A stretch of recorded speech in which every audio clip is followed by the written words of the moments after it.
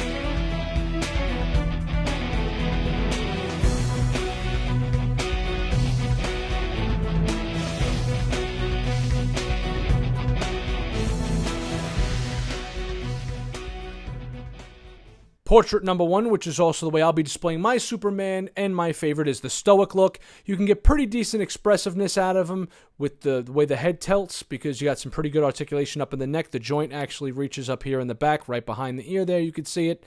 That's how it goes on. This, you're not getting any articulation on the bottom part of the neck because it does attach to the body. The paintwork is pretty excellently well done. The bottom part of the neck is a little bit darker than the front part of the face. It's also because the light is kind of blaring on it. So when I deaden the light out for you guys a little bit, you can see that it matches up pretty well.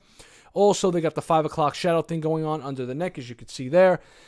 And I'm wondering if the bottom part of the neck here is a little darker going up into where the 5 o'clock shadow is in order to make that blend and match a little bit more, which would ultimately make sense. Now, where this sculpt shines, in my opinion, it really is in the paint sculpt, the hair. The sculpt on the hair is absolutely incredible. And I didn't even notice this until I was actually doing this review.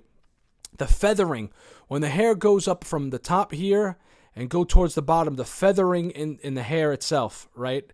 The way that I guess the sculptor used his tool, so to speak, very fine lines there, and it looks really, really well done. Really incredible. I love the way the layers of the hair sculpt kind of overlap one another, and the paintwork in the hair actually reflects that, which is nice because where it's supposed to be darker, it's darker. Where it's supposed to be lighter, it is, in fact, lighter. We're going to move it down a little bit, and you guys can see just how nice it is. And look at the bottom part of the neck, too. Look at the bottom part of the hair. It's not just like a flat to the neck. I love that they have like the little tiny little hairs kind of coming out of there, which is really, really good stuff. Okay, turning it back around, his eyes are blue. If you take a close look at his eyes, you will see that they are blue. I don't know if you're going to see it through the camera. I am seeing it when I look outside of the camera. But then again, I'm used to Christopher Reeve is my Superman, so I'm used to the piercing blue eyes. I guess this is more true to Henry Cavill. And he looks good. You can get, mess around with him. You're only going to get so much, with this type of a head sculpt. I wish they would just give a damn smiling head sculpt, although considering what he looked like smiling in this movie, I don't know if that's the best idea. Portrait number two with the light up feature turned on. The LED lights in his eyes are insanely bright. They're so bright actually that they permeate the outliers of his skin. All this around here is actually permeating through the actual face sculpt itself, which gives you that whole generating energy through his body effect, which was very well done. You could still obviously see the pupils in there as you did in the movie. He looks really menacing here, and you can see up close those veins coming up through the eye, right? Or like the capillaries kind of like lighting up, which is pretty cool. Again, I'm not necessarily a fan of this face sculpt of like the way his mouth is. I'm sick and tired of just, evil Superman or whatever you want to call it, however you want to word it. This is the look I guess he gives when he's angry. Angry Superman, evil Superman, whatever you want to say. Although I'm not a fan of that, it's still fine. The feathering on the back of this head is also nice, although not quite as nice in my opinion, 1 second, as the hair sculpt on this. I think it's a little bit better on the regular hair, but this is still pretty good. Zooming it around, yeah, it's still pretty well done. Just not as nice in my opinion as the other one. Obviously, this head sculpt is a little bit of a seam. See that seam? You guys can see the seam. See the seam right here running down the side of his head? Yes, that seam is visible to the naked eye, but you got to get really up close on it. I'm actually seeing it better even through the camera because, let's face it, we're looking at this thing in 4K together, right? So the paintwork around the hairline is actually excellent, excellent, excellent, well done. I mean, look at the individual strands of actual hair that are done on this side of the head sculpt right here as the hairline goes up and back. Let me tell you, they better get this guy in another movie before his hairline recedes anymore. All right, he looks good. All right, the paintwork again on this one is just as consistent as the last one. I'm just not necessarily a fan of how he looks here, even though that does look pretty dynamite. Let's take it off. Let's see what it looks like with it off. Slip the head off, turn it off, slip the head back on, and he looks just as good. See, I don't need light up features, right? The light up feature is fine, but even without the light up feature, the paintwork around the eyes is still really dynamite and gives you that. See how they painted it yellow, the yellow with the red? He already looks like he's giving you the heat vision. I don't know about you guys. I don't keep my batteries and my figures. Those things are going right in the garbage. And if I wanted to give him the heat vision as if he's facing off with somebody, bam, I'm good to go with just this. This is a little bit of a height comparison to show you guys how they kind of look next to each other. Batman is technically a little bit taller than Superman by about 2 or 3 inches, and Batman's about 1/4 of an inch taller than Superman here. Not at the top of his ears, just the top of his head is about 1/4 of an inch taller. With the ears, he's about 1/2 inch taller than Superman, and they look great together, juxtaposed against one another. I do not have Wonder Woman, so we are going to have to settle in this video for the world's finest, but they look great. I love the bright colors of this Superman juxtaposed against the darker, brooding colors of Batman. These two characters work great next to each other, especially in like a photo like this where Superman's kind of hovering a little bit above Batman, but like kind of next to him. Dynamite stuff, man. Dynamite stuff.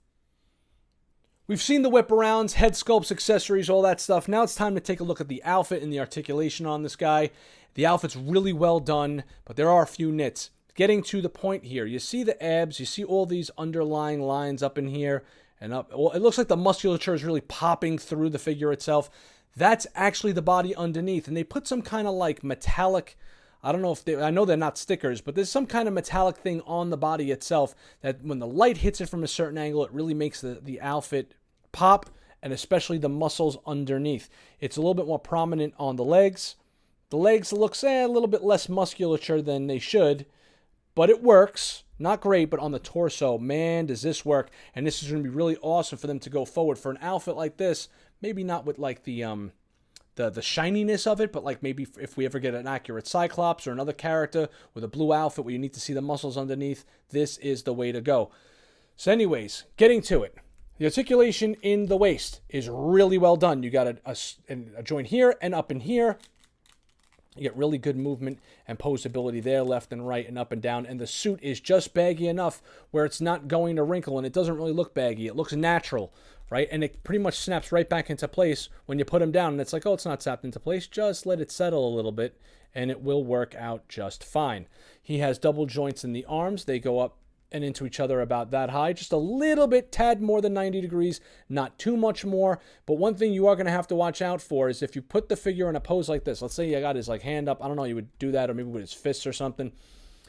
The material on the forearm and the material on the bicep are going to be touching and pressing up against one another. Now, this material here has like a rubbery feel to it, and you can really feel the texture on it. The problem is that it's going to be touching each other. The forearm's going to be touching the bicep. So when you go to pull it apart, and I have seen this happen even on mine overnight, you're going to want to pull it apart real slow so that it doesn't stick to the upper parts. Again, know your figure, know the outfit, maneuver it around. There's a lot of give and take in this outfit, as you can see there. Here in the waist, where it shouldn't really wrinkle on you all that too much. Then again, keeping them in the same crazy pose as Superman. How much are you really going to do with them? Taking a look at the legs, the knees are double jointed. They go up, they go really far back, and they even go forward pretty good too. You can get some good, forward kick action going on. So you could, oh boy, did I just pop the leg off? I think I just popped it off. Let's see if I could pop it back in here. Oh God, please pop back in. Please pop back in. And went right back in. Look at that. Perfect. So I didn't break it on camera. Excellent work here. Again, when you pose the leg going up like that, it's going to wrinkle the outfit. Just kind of like work the material. You know what I'm saying? Again, you can kind of get it where it's not going to wrinkle up all that much. Now, as far as putting that up and getting the legs to point down, again, be careful because you saw what I just did. You can kind of put his leg back like that, and you can get him into kind of like a hovering pose or a taking off pose. You kind of guys saw that. You guys kind of saw that, a little earlier. Taking a look at the S-Shield, some people were complaining that the S-Shield had a little bit of a design flaw in it. It doesn't. It kind of runs throughout, and depending on how the light catches it, you could see it more often than not, but I believe that was a design that was supposed to be there. He has the same little, he has like this bicep thing going on, right? Remember back in the 90s when everybody was getting like those bicep tattoos of the barbed wire around the arm? You guys could see it here.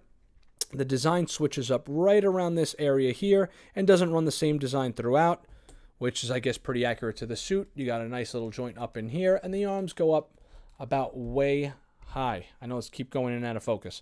The arms go up about that high, but as far as them going outward, now as far as going forward goes, you guys can get the arm to go all the way up. Now, you just keep rotating. You're going to want to rotate at the shoulder joint and not down here. Don't grab your figure and yank it. You're going to want to grab it from here and rotate it slightly and keep maneuvering the outfit down and around if you have to. You know what I'm saying? So you don't ruin the outfit. See? You can get him to go right out like he's giving somebody a high five. Right? Again, you can rotate, as seen earlier in the video, this joint all the way up. Right? So you can get him in that flying pose. I'm not going to do that now for time constraints. We're going to take a quick look around at his cape. The cape has the perfect drape effect. But the same problem I have with drape effect capes, I like posing my capes. You're not getting any posability out of this cape. It's got perfect drape.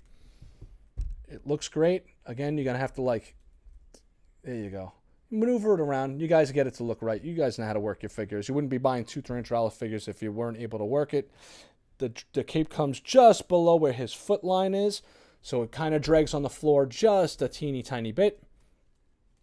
The folds in the cape and where they peg in are really nice. Again, if you want a posable cape, you're going to have to go aftermarket because that's just where you're going to have to go if you want to be able to pose this cape. Otherwise, the drape effect works really well and it looks nice, especially in hovering poses, right? But you guys seen that already. That's Superman. That's pretty much it. Oh, should we take a look at his head and how the head poses around? The head's on a ball joint. Again, make sure you lift the neck up before you just start rotating around because you don't want to get any rub of paint up underneath the neck area. Get him to look down really far actually. And then you can get him to look up about that high. Yep, he's looking up and off and into the distance. Yeah, so you guys can pretty much do everything you kind of wanted to do with your Superman figure with this guy right here. Very well done, especially the outfit. Again, make sure you hear those, you heed my words of caution. You guys are going to be crying after a few months of having him pose in the same pose for a long time. It's going to be an issue. Other than that, enjoy your figure, and I hope you guys enjoyed this episode of the Red Cup Review. Hopefully we'll catch you on a future episode. I don't have too many Hot Toys on pre-order, but I do have the Bill and Ted Blitzway coming in. So again, look, I'm maneuvering this around a camera, not even trying. And you guys can get them into a really dope pose with very minimal effort. All right? Happy collecting, guys, and we'll see you on the next episode of the Red Cup Review. Peace out. Sorry, guys, almost forgot. He's a pain in the ass to get to stand on his own. Be real careful. If you're the type of guys that don't like to use stands, take your time trying to get him to stand up, and don't rock around him all that much because of the way the boots are underneath here. Take a look at the way the boots are. You see how there's that little bit of a heel effect thing going on? That side and that makes it a little bit more difficult to just put him on a table and let him stand. I actually did this before I started recording so I could just kind of plop him down for you guys. But it does take time to get him to stand on his own because of the way the boots are. But there's such great articulation in the ankles. A little bit of elbow grease, you'll be all right. Thanks for watching.